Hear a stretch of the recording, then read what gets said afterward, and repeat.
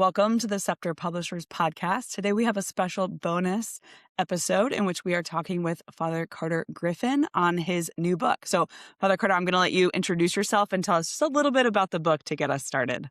Sure, happy to. So, my name's Father Carter Griffin. I'm the rector of St. John Paul II Seminary in Washington, D.C. Mm-hmm. Been a priest about 21 years. I'm also a convert to the faith. I came into the faith when I was in college. Spent a little time in the Navy after that, and then went to the seminary. So, a little bit about my background. I've done a few other books, some on the priesthood and some on kind of family life and things like that. This particular book really was I don't know what they call them, kind of like a passion thing for me. It's just like a Sure. real desire to do something to try to be of service to especially young men who are really Mm-hmm. struggling in matters of chastity. I feel like with just in my priestly experience and hearing confessions, also my work as a seminary rector, getting to know a lot of young men, and some of whom are still struggling with these things as they come in out of the culture that is really, I think, dealt them a pretty poor hand. And so, Mm-hmm. wanting to try to push back against that and give some really practical advice on how to grow in chastity. That was really the origin of the book. I love that. And the name of the book is Reclaimed: Win the War of Freedom, Self-Mastery, and Holy Purity, for anybody Mhm. who's out there already looking for the book. So tell us, Father Carter, what prompted you to kind of write it? You talked about it briefly, but like why now? You said it's a little bit of a passion project for you. Do you think Yeah. was there a particular pastoral moment that you noticed, or is there a cultural shift that you've been kind of aware of? Well, I mean, I think some of it was just the accumulation of my own Mhm. kind of experience with this. And again, as a seminary faculty member, Mhm. I say mass at a lot of different places, especially over breaks and things like that. I also hear confessions in a lot of different places. So I feel like I've got a pretty good pulse of where things are, kind of at least in this part of the country, this part of the Mhm. world. So part of it is just the accumulation of that. I think the other thing would be and I try to stay on top of what's happening in this whole world. And I just know that, it's just, there's this kind of a snowball effect going on Mhm. where, obviously the internet was a huge Mhm. groundbreaking shift in terms of struggles with pornography and things like that. But then, going from there, social media has become more of a thing. Really more deviant kind of stuff is becoming Mhm. more common.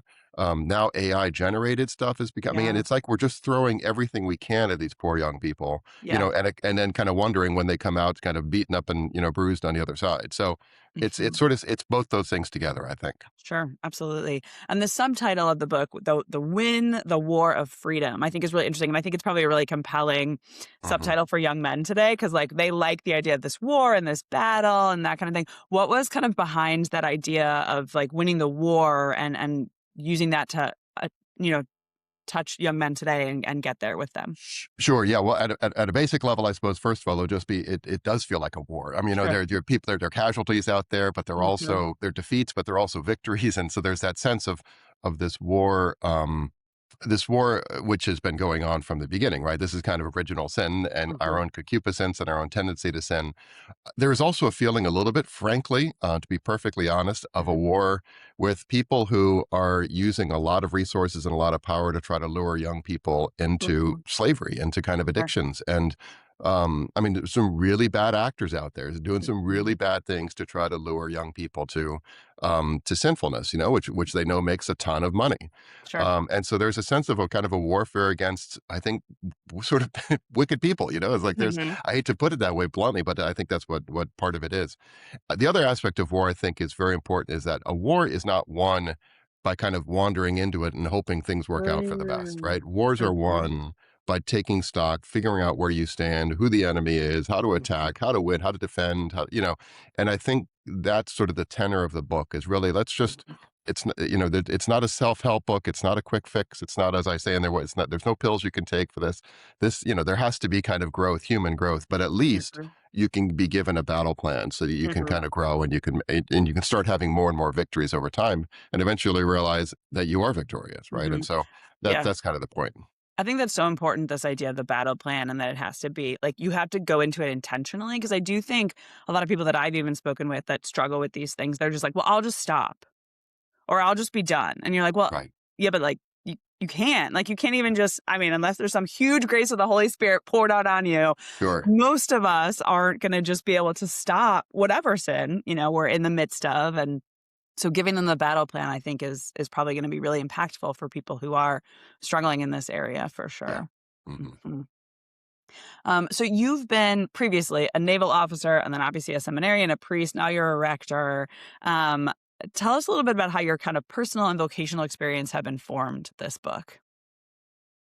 Well, when I was in the Navy, I was a naval officer. So I had Mhm. a group of men, some of whom were much older, some were twice my age, when I Wow. was 21 or 22 years old, in my division. And so I was working with them in lots of different ways. And what I Hmm. realized is that, part of my job had professional connotations. I had to learn equipment, I had to learn Sure. tactics and all that sort of stuff. But a lot of my job as a division officer was really assisting them in ways that had to do more with their human formation and kind of just the basics of human life than it was about, figuring out the right tactics to take on this enemy or something like that. Hmm. So I think from a very early stage, I realized just how important formation is. And then and then being in formation myself as a seminarian was, of course, learning what that looked like. And then as a priest now, for most of my priesthood, really being in the formation of seminarians, Mm. realizing just how kind of deliberate things need to be, how clear we have to be. Also, Hmm. just the need for um, like identifying where the weak spots are and where and how we can grow in them, and especially when those weak spots are sinful. And Hmm. so just seeing that I get in my life, but also in hundreds of seminarians that I've had the privilege to work with. So I Hmm. think all of that, kind of over time, sort of helped to form the genesis of at least the desire to write this book, and then try to. And I talked to a lot of people. I did a lot of reading too, and try to Hmm. draw from the best of the literature out there. There's some stuff in there from Matt Fradd's book on pornography, which is just Hmm. I mean it's a very powerful Hmm. stuff he's put together. Yeah, absolutely. I'm thinking like as our we look at our culture and our culture often equates freedom as like doing whatever you want, right? Yeah. And obviously the Christian perspective of freedom is very different than just like do whatever, it doesn't matter. And so tell us a little bit about how you like conquer that in the book or talk about it and how we can help, young people today or really anybody understand freedom, its true definition, its true meaning. Yeah. Yeah, I mean, there's some truth to that very kind of, I suppose, shallow understanding of freedom. It's like Sure. I want to do whatever I want to do. Kind of okay, Mhm. well, okay, there's elements of truth to that. I mean, freedom is about being able to do that which you want to do, but Mhm. it's a much richer understanding of freedom that we have, which is that it's not just kind of out there and like whatever my whim, whatever pops into my head, whatever my kind of my desire for pleasure is, but it Yeah. actually it's ordered to the good. And so Mhm. what happens is when somebody is enslaved by whatever physical slavery or spiritual or emotional slavery, Mhm. they're not actually free to pursue the good. Sure. And so our understanding of freedom is a much kind of more textured thing, which is that Mhm. you have to know what the good is and be able to pursue that to really call yourself free. Right? Mhm. Somebody may have all the money in the world and all the physical freedom in the world, but if they're completely enslaved to every whim that they have, they're more a slave than the person who may have none of the external Sure. resources, but is able to live this quiet, flourishing life. So I Mhm. understand. I love the kind of the analogy that is often used of kind of like I don't know, playing the piano. It's like Mhm. I'm free to just bang on keys, but if I don't know how to play the piano, I'm not free to play beautiful music or a Mhm. concerto or something. For Sure. that, I need to have a lot of training and kind of discipline and growth, Mhm. and then I'm free to play Mozart. Right. So Sure. it's our understanding. The Catholic understanding is much more about that freedom, not the freedom to bang on the keys. Mhm. I love that. It's such a great analogy, and it makes it so clear. I think part of that too is this idea of self-mastery, which you talk about also in the book, and that it's really a path to this authentic joy as opposed to some kind of repression. And why do you think that self-mastery is kind of misunderstood or seen as something that, like, sucks the joy out of life, Yeah. right? And, Yeah. like, Yeah. Yeah. sucks the enjoyment out of it. Right, and it is, you're right, it's very closely related to the previous thing, right? That Yeah. understanding of freedom is really just about doing whatever we wanna do. Then, Mhm. obviously, self-mastery or, denying ourselves in any way is the opposite of that. It's like taking Mhm. away from that which is supposed to give us life. But, again, our understanding of life is something a lot deeper and richer than that. And so I think self-mastery is needed because to be honest, as we all know, like, we have this tendency in us, not necessarily to pursue the good, right? Our Mhm. true and authentic good, right? We have to sometimes deny ourselves legitimate things. So, not just illegitimate things, but even deny ourselves legitimate things in Mhm. order to really sustain that freedom. So I think freedom and self-mastery are in a sense two sides of the same coin. Without Mhm. one, the other doesn't really work. Without self-mastery, we can never really be truly free. Not not in this fallen world. And if we're not truly free, we're not really able to grow in self mastery, right? So I think Mhm. the two reinforce each other. Absolutely. Yeah. Um, this is a little bit of a tangent, but this our conversation has was making me think of a conversation I recently had with a young woman whose boyfriend has been struggling with pornography for a very long time, etc. And one of the things that he told her, and a couple other people had told her, is like, everyone does this, everyone struggles with it. So like, don't be upset with me. Like, it's not that big of a deal. Yeah. And so she took this as like, well, like anyone I date is going to struggle with this, so it doesn't matter. And I'm curious your take on this and what you think, is the right response to someone like Yeah. this, or someone who feels like, well, everybody does this. Every man struggles with this. A lot of women do too. Like, meh. Yeah. I mean, I would say, first of all, just factually, it's not true, right? It's Right. just not true, right? There are a lot of young men who either never have struggled with this or Hmm. have struggled and have conquered it. Hmm. And so, and have overcome it, just like any other sinful habit or any Sure. other bad habit, Hmm. it can be overcome. And so I think there's a factual lie there, first of all. And Hmm. it might seem like, because it is a very, you see any of the statistics out there, and it's over 90% of men have looked at pornography in the last month or whatever the latest is. Yeah. And that may or may not be true. I don't know about those numbers and where they're coming Sure. from and stuff like that. But all I know is that in my personal experience with a Hmm. lot of work with a lot of young men is that that is just not true. Hmm. The second thing I would say is that I think women, sell themselves short, and men do too. I mean, Hmm. because as you said, more and more women are also using pornography Sure. when they just sort of decide offhand, they sort of throw up their hands and say, well, then I'm just not even Sure. going to try either for Hmm. myself to grow or to try to find somebody who is truly free from this Hmm. thing. I tell the young guys who end up not becoming priests a lot, discern out, as part of what we do here is discernment. Sure. But I'd say the best gift you're going to give your future wife is chastity, right? I mean, just being able Hmm. to have that self mastery Yes. is going to be one of the great blessings you're going to have in life. And so, like, whatever happens, this is a virtue you want to grow in. Hmm. Okay, there's another side, which is kind of the human, Yeah. our own human. We are sinful. We are all Hmm. sinful, and so there may be a sense in which kind of an expectation of perfection is not going to Hmm. be helpful, and it Sure. might be that there can be an occasional fall or something like that. Again, I am not saying that because that's another kind of one of the myths I think is that, like, okay, well, I'll break the addiction, but everyone's going to do this sometimes in Yeah. life. There's Yeah. going to be these falls, even if it's every few months, whatever. Yeah. But like, there's no such thing as actual chastity, right? It's just Mhm. kind of continence, that is to say, holding on, not sinning for as long as possible, and then maybe you have a fall, and then you just go for another few months. And again, I firmly reject all of that, but Mhm. at the same time, like, just recognizing that there is sin out there, and we all have to recognize that those who are called to marriage are married to somebody who is sinful, right? Every Sure. single one. So Yeah. there's Exactly. a reality in that too. Mhm. Absolutely. I think, related to this, I think many young men especially feel kinda trapped in this habit or in Yeah. that, like, shame that exists around that. And what would you say to those who feel stuck or kind of disqualified from holiness? Because this is something, especially people who have struggled with this for a long time, right? Yeah.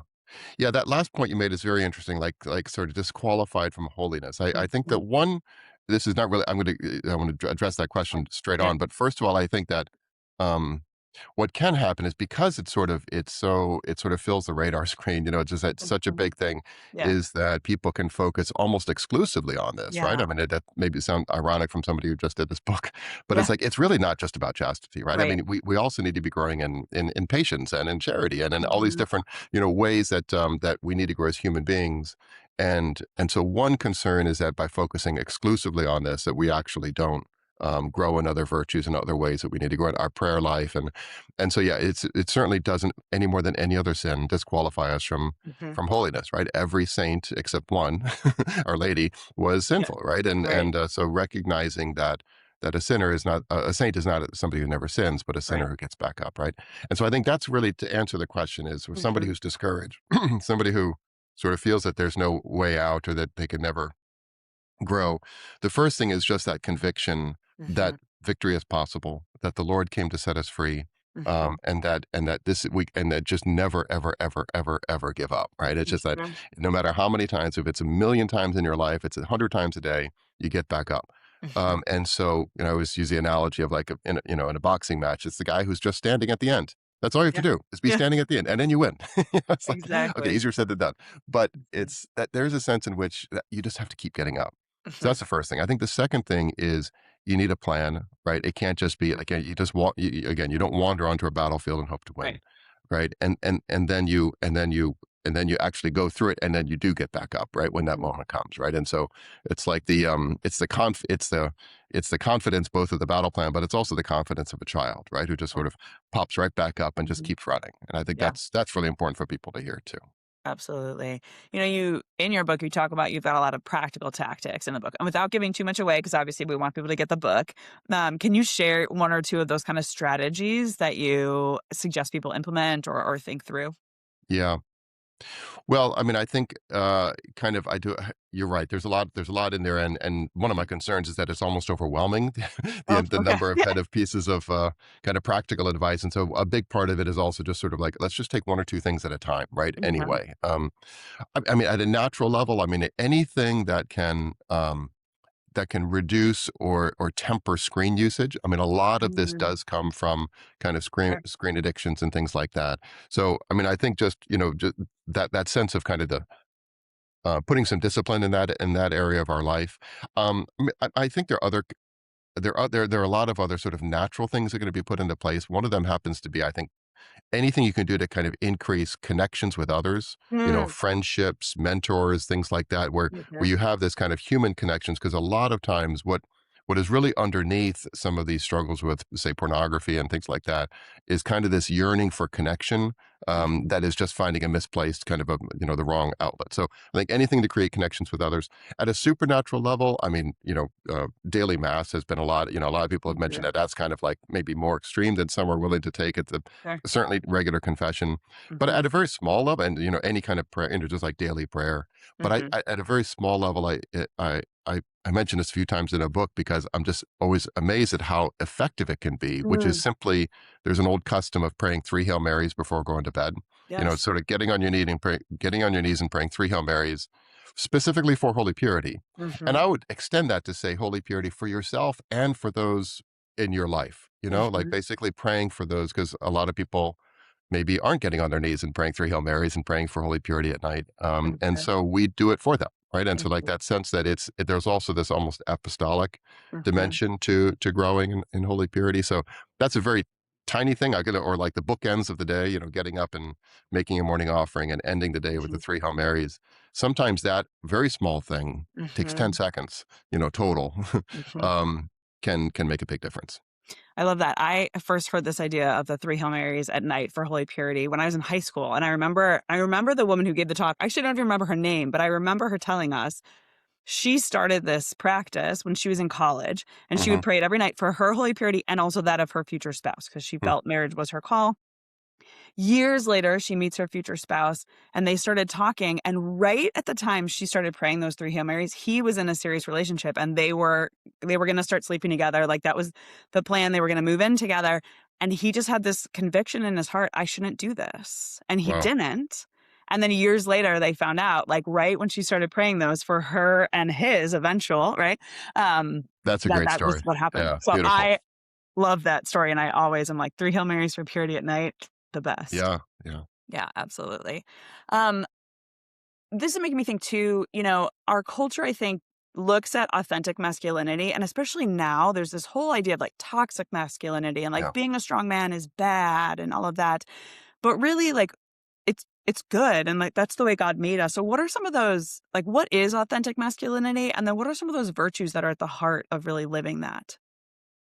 Right. Well, I mean, it's it's a huge. We should do another podcast on that one. Yeah, But it's the I mean, I would say a couple of things at least right off the bat. And Mhm, masculinity has this kind of outward dimension mhm. of giving of oneself for the sake of others. I think at the Yes. heart of masculinity is this capacity to sacrifice oneself, even literally sacrifice oneself for Mhm. the sake of your beloved. Right. That I Right. think is, and so you sort of see how that sort of trickles down into a life. Mhm. Um, I think for to sacrifice himself to provide for his loved ones, to sacrifice himself in order to guide and to teach his loved ones, to sacrifice himself in order to protect his loved ones, right? You sort of think of these as some of the elements of Mhm.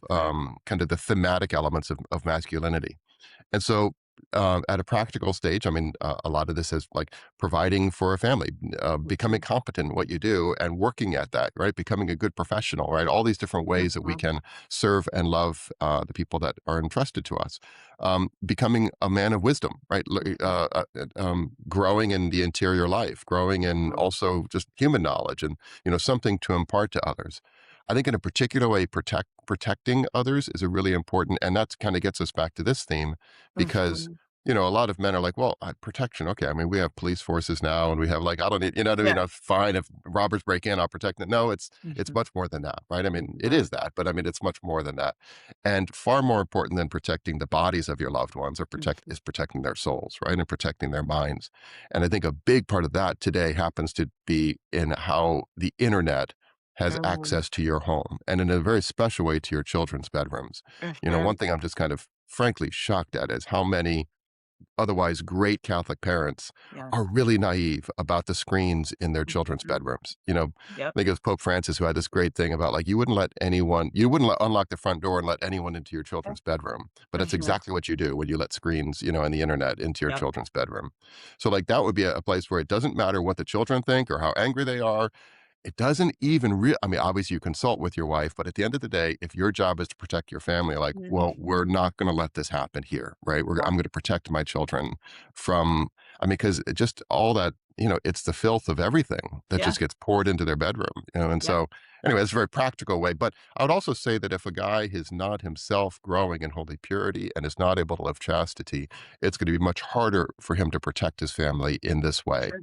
And so yet another reason for kind of growing in chastity is in order to kind Mhm. of grow in that capacity to protect your loved ones. Absolutely. How do you think, our Lord or some of the saints were good role models for this kind of holy masculinity we're talking about? Yeah, well, I mean, I think all those different areas of I mean, he provided for them Mhm. in literally with the Eucharist, right? I mean, he taught Yep. them, he guided them, he protected them in so many areas. There's this little scene, I think it's in St. John's Gospel at the Garden of Gethsemane, where, they come, to arrest him. And Mhm. he says, who are you looking for? And then they all fall backwards, Yeah.